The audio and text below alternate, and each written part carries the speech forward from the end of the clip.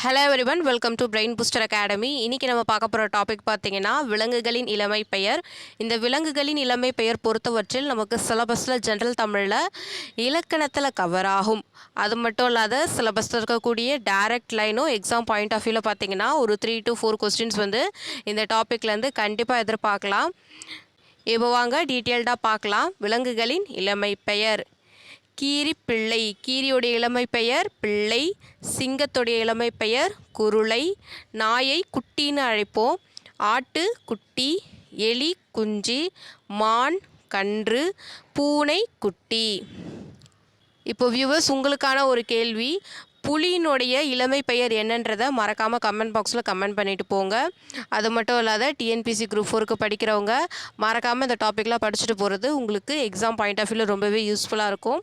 வேறு ஒரு யூஸ்ஃபுல் இன்ஃபர்மேஷனோட உங்களை சந்திக்கும் வரை நன்றி, வணக்கம்.